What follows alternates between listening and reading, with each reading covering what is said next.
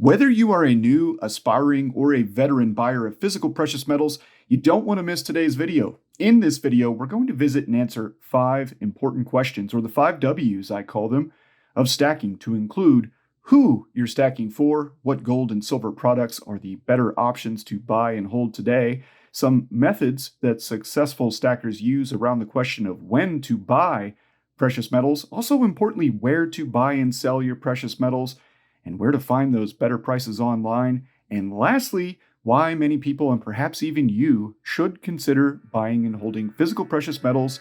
All that when we return.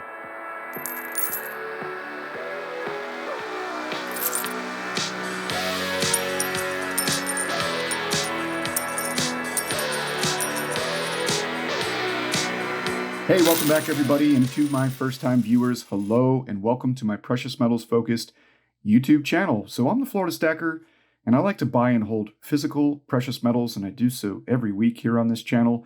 We unbox and review silver and gold coins, as well as larger silver bars. We also like to stack a little bit of history in our fractional, that is less than 1 troy ounce silver coins. These 90% silver coins, these 1964 and older US minted coins, that is. We're going to explore all the ways to store and protect these hard-earned assets at home as well here on this channel. So if you're a new stacker, you probably have figured out it's incredibly easy to run out and buy up everything you can find. So today we're going to start out the old-fashioned way with a little bit of education, or what many would call Precious Metal Stacking 101. But for today, we're going to call it the 5 W's of stacking. So let's start there. All right, so we've got the who, the what, the when, the where, and the why. So the who part in this equation is pretty easy. It is either you or someone else. Whether you are interested in holding your gold and silver as a savings account, maybe as a hedge against your currency, or potentially as an investment, I find that it is important to understand who you are stacking for. Now, age is probably the first and most important aspect to consider. If you're an older person approaching or maybe already in retirement, you'll likely want to be more conservative in your choice of metals to stack. Gold has proven to be much less volatile than silver, for instance, so as the old saying goes, it's usually more prudent to take less risk as we age. However, in the event that you are stacking for generational wealth, or wealth that will be passed on from you to someone else in the future, then perhaps a more speculative option, including more silver and platinum, could be the more attractive option for you. Now, due to that extended time horizon, you have the opportunity to take on a bit more risk, okay? So once you determine who you are stacking for, we can move on to what, and that is what you should be stacking. Now, this is a very important question and one that I get asked frequently here on the channel.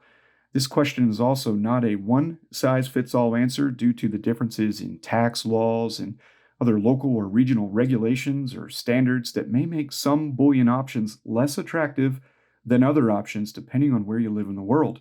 A good example of this is the value-added tax, or the VAT, charged to purchasers of silver or platinum in places such as the United Kingdom, for instance.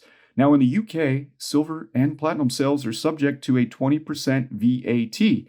So when you stack that VAT on top of the already higher premiums for silver and platinum, well, these two metals begin to make less sense if you're someone stacking in the UK. And so now maybe you begin to see that you have to understand what regulations you're up against, depending on where you live in the world, to make a better and more informed decision as to what to stack. Now, the gains that those precious metals, silver and platinum, would need to experience are quite high, just to break even when you factor in that 20% tax plus the premiums on purchasing those physical silver and platinum coins. And another example is one that does kind of hit close to home. Here in my home state of Florida, purchases of silver, gold, and platinum bullion are free of sales tax if and only the total purchase price is $500 or greater, okay? So if you buy less than $500 of precious metals at any single time you go to check out, you must pay the Florida state sales tax of 6%. Now, there are certain sales tax exemptions in place when you buy silver and gold in Florida that include coins that possess legal tender status, such as American Silver Eagles. However, tokens, medallions, rounds, and other numismatic collectibles that do not have legal tender status are not exempt under the law, and therefore are subject to tax.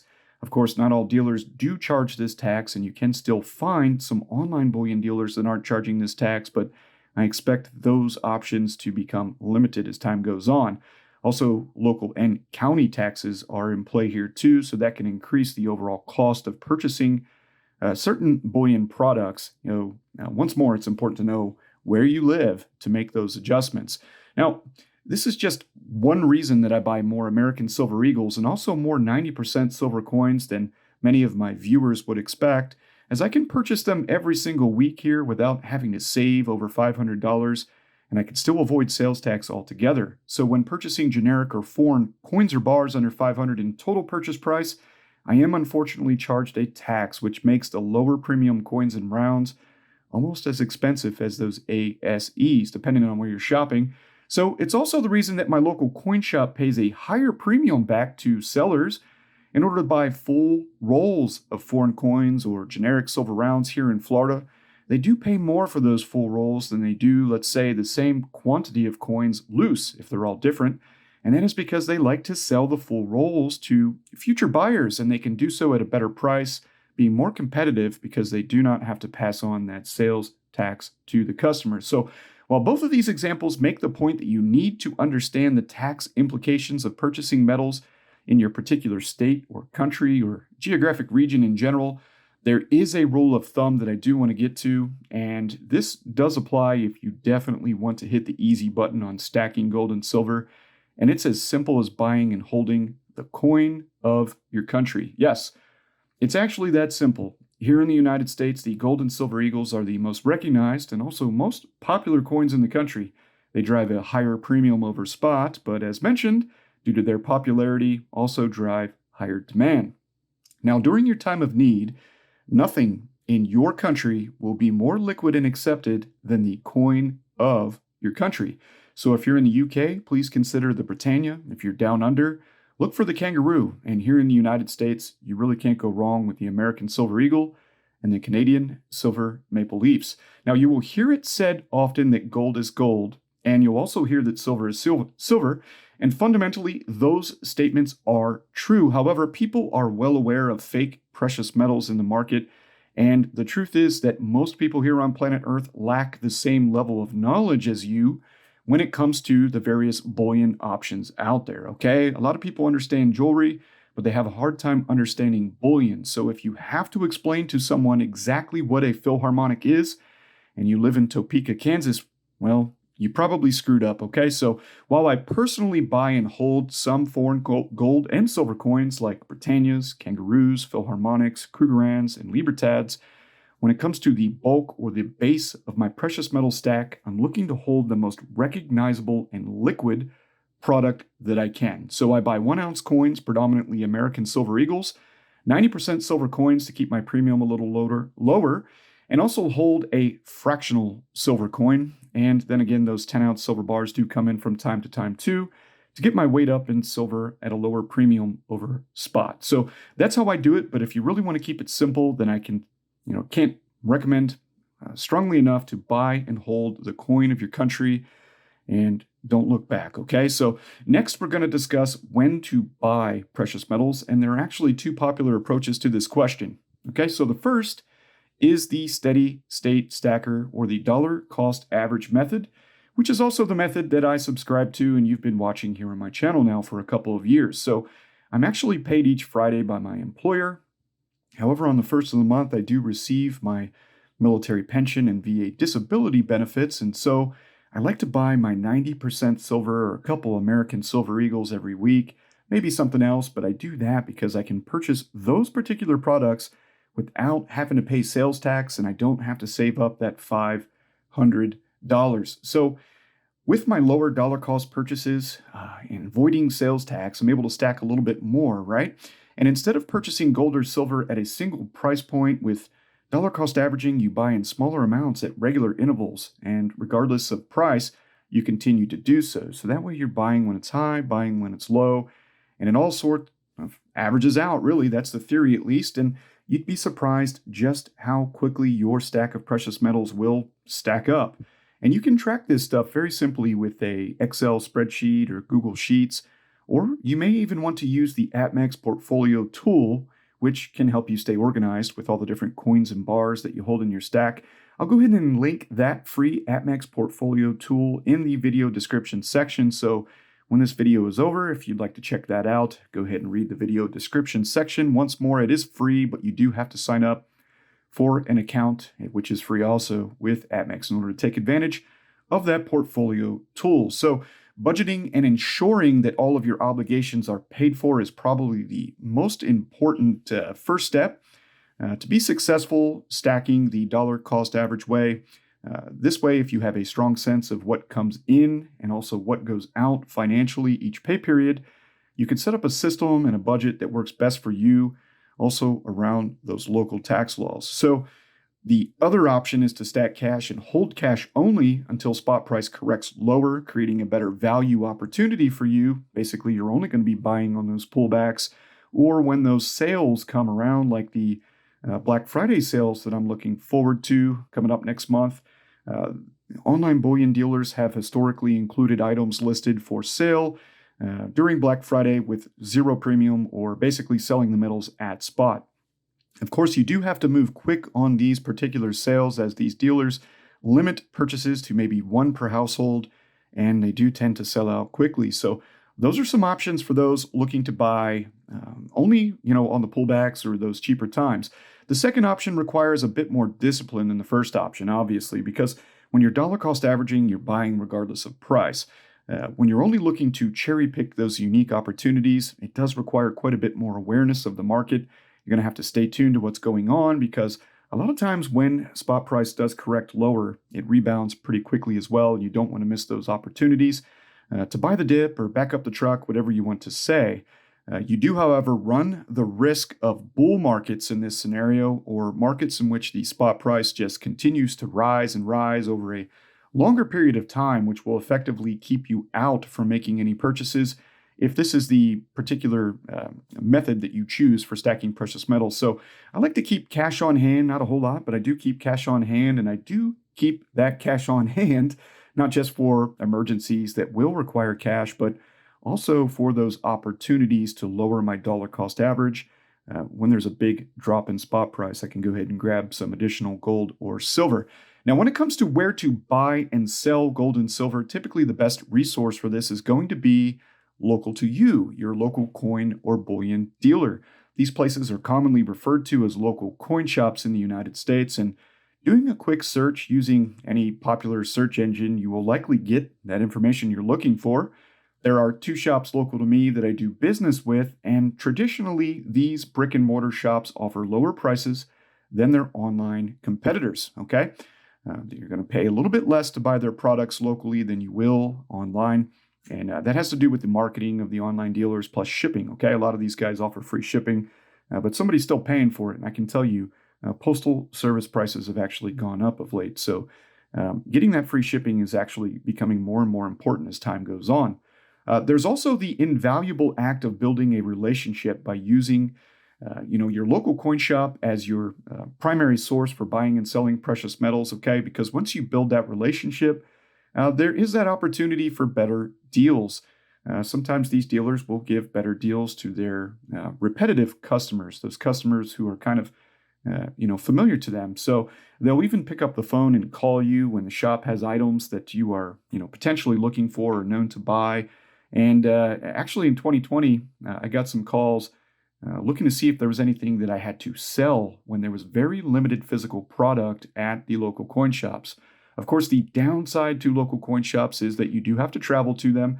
Many times that can be a little distance. And in my case, sometimes I do have to book appointments in advance, and those time slots may not always be, time slots that I can take. Of course, there's also the more limited product selection, which could impact your decision to shop locally and may force you to go online.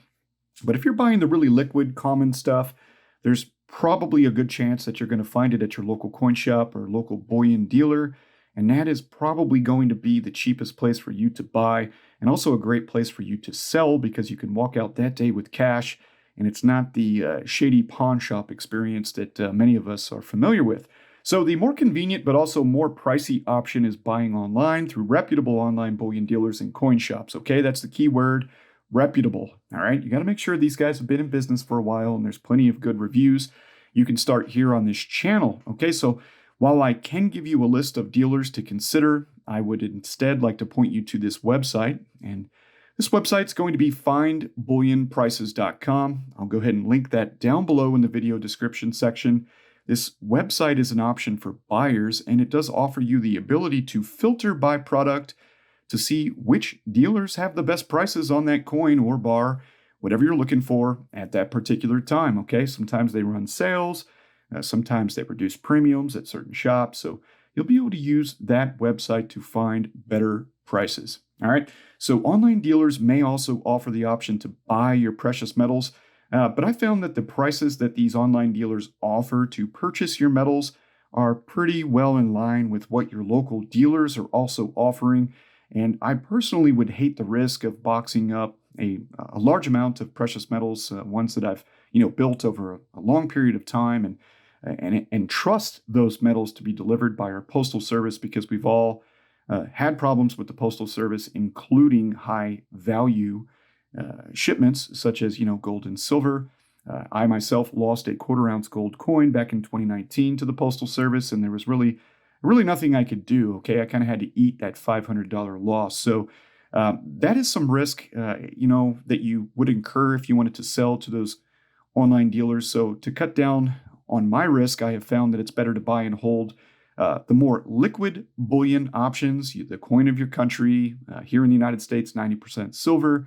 And those 10-ounce silver bars, because they're affordable, a lot of people can buy them. They're highly recognizable.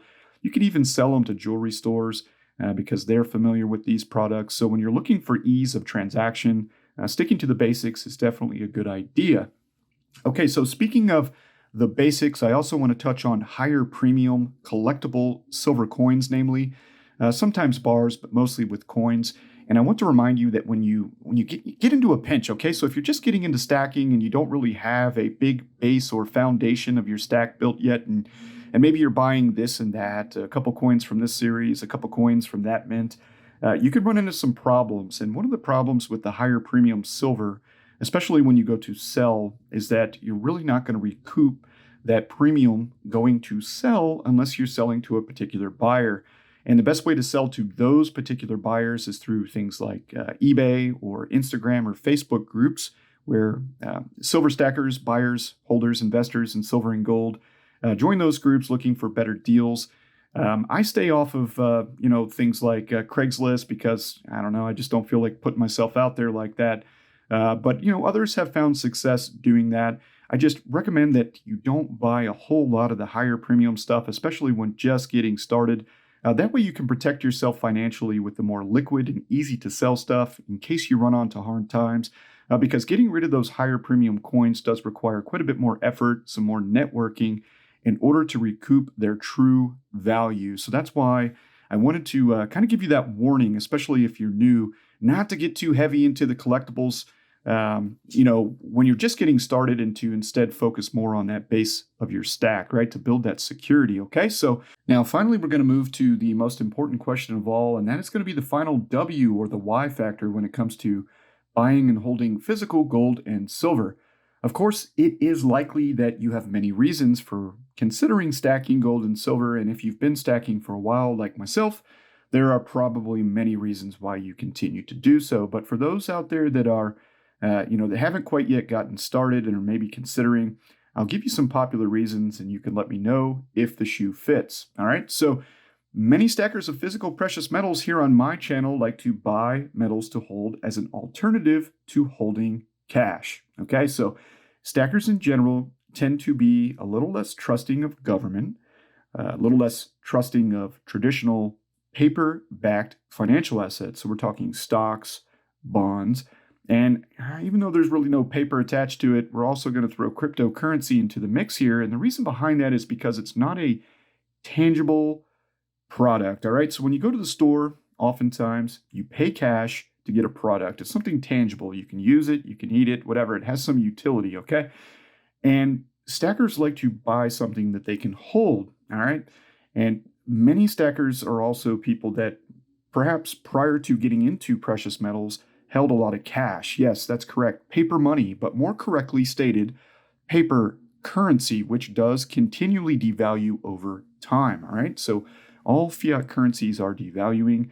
Eventually, they will be replaced with some other method of currency to conduct commerce. It is what it is. It's happening all across the world, whereas gold and silver have been around for thousands of years, and they also transcend borders, right? So fiat current, I can't take my American dollars to all countries in the world and use them at a local grocery store, for instance. Maybe they'll accept dollars in certain parts of the world, but you're not going to be able to do that everywhere. Whereas gold and silver is recognized. Okay, so because it actually holds its value, that's an important aspect to consider. Commodities such as gold and silver are valued in the markets in US dollars. Therefore, as the US dollar itself declines in purchasing power, the general theory as it goes is that the corresponding value of gold and silver increases to balance out. All right, 90% silver is a great way to look at that. You've always heard that your grandpa said he used to take a nickel and walk uphill both ways to the store, and he could buy a lot of things with that nickel. All right, well, that nickel was made of silver. And if you look at the value or the intrinsic value of that silver nickel, it's probably fairly in line, a couple of bucks, right, with what 5 cents gets you today. And that's inflation right there. And gold and silver historically have been pretty good hedges against inflation, albeit not always good. In 2021, we've seen that silver, namely, has not been all that good at hedging against inflation. But it really all just kind of comes down to trust and having something that you can see, you can hold. And that is a very popular reason for people to buy and hold physical gold and silver, to maintain their wealth, not necessarily grow their wealth, and protect it from manipulation, really, okay? We can't get around all of the manipulation, however, all right? So there is actual manipulation in the market that comes in the form of futures contracts or paper contracts for gold and silver that are sold on the stock market. Now, these contracts, like fiat currency, can be created to infinity, and they do not actually represent the physical quantity of precious metals available worldwide. So if you add in the fact that the vast majority of futures contracts are settled in cash and not actually settled with precious metals, then you'll begin to see my point here. And I've heard it said before that there are roughly 500 contracts for every 1 ounce of gold in existence. So, I mean, come on, that's some serious manipulation of the price right there. If it were not for this manipulation, then the scarcity aspect of precious metals would immediately drive their values higher, especially silver, something longtime stackers are well familiar with. Okay, so hedging against uncertain economic outcomes is a popular reason to hold physical coins and bars, especially, and this is important here, especially if you live in an area of the world with an unstable, weak, or rapidly declining national currency. All right. Venezuela comes to mind. Okay. Those guys were weighing their money at the end during that crazy turmoil that happened in Venezuela several years back. And they wouldn't even count it anymore, just throw it on the scale. It became that worthless. You want to preserve your wealth and not watch it wash away due to political or economic turmoil. Gold and silver offer that protection. Okay, so another reason to buy and hold precious metals is the age-old make a profit statement. And we see that reason a lot with many of the younger and newer silver stackers. Okay, we had a silver squeeze earlier this year, a lot of hype around silver. People thought it was going to go a lot higher. It's as simple as that. You buy the asset low, you hold it, and then you sell it for a higher price.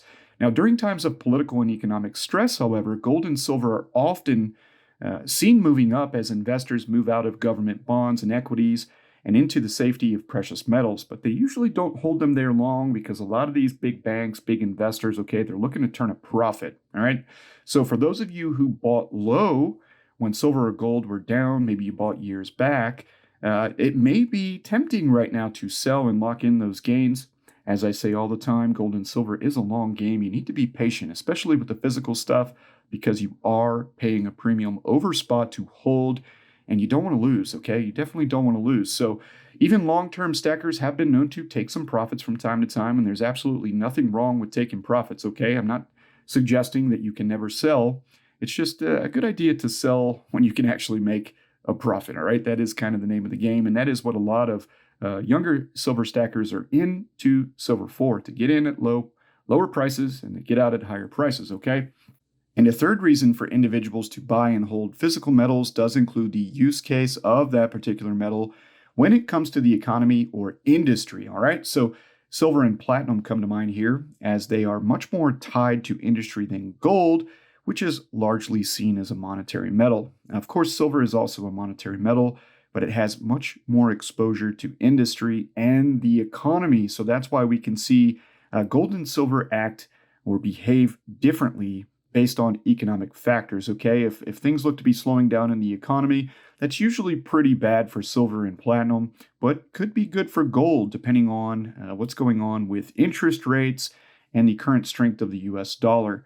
While a lot of the Western world has been pretty hyper-focused on EVs, that's electric vehicles, and the vast majority of the second and third world still relies on diesel-powered engines, okay? So that's something that you need to consider. So here in the United States and Europe and some of the more advanced countries here on planet Earth, there's a big push for clean energy, a big push for electric vehicles, but let's not forget that the vast majority of the world does live in those second and third world countries where diesel fuel is probably going to be the main fuel that they're going to use.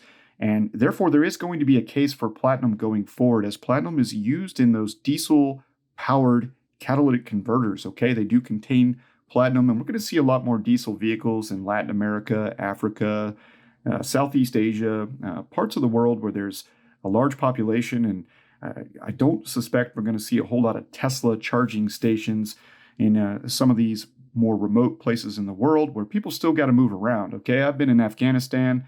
Crazy to drive there, but there's cars everywhere, okay? There's cars everywhere, and they're using gas. Trust me, they're not they're not charging their batteries up at the local charging station there in Kabul, okay? So finally, we get to the collecting aspect of gold and silver, and like other collectibles, silver in particular is very common for those who like to collect coins, medallions, or silver medals.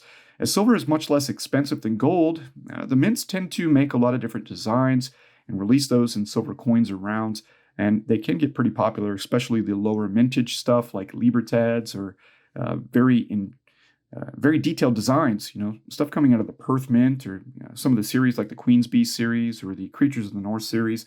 Now, these particular coins and rounds do drive hype. They do drive demand, all right? So with all those unique designs out there, there's plenty of options, but as we talked about earlier, be careful with that high premium silver.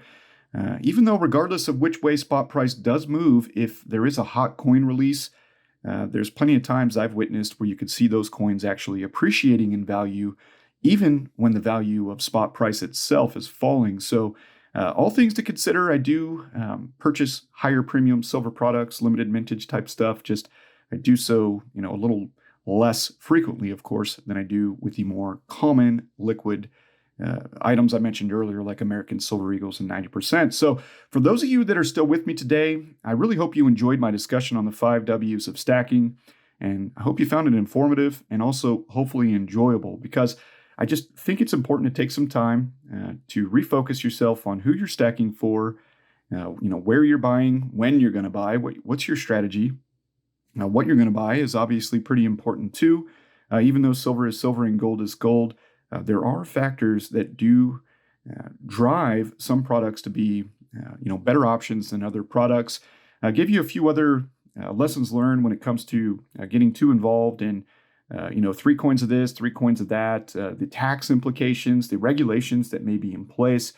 Many of you know that in certain parts of Asia, for instance, they only like pure gold there. So gold Krugerrands, which are 22 karat, and gold American Eagles are also 22 karat. Coins may be less desirable, less in favor in parts of Asia due to that pure gold requirement. They like the 24 karat stuff. So those are all factors to consider. And once more, I'd like to thank you for your time today. I know this was a long one, but I hope you learned a lot from it, and I enjoyed putting it together. So thank you all for being here. Appreciate it. And we'll see you soon on more unboxings and obviously more discussions around the precious metals market. Take care, my friends. Have a great day.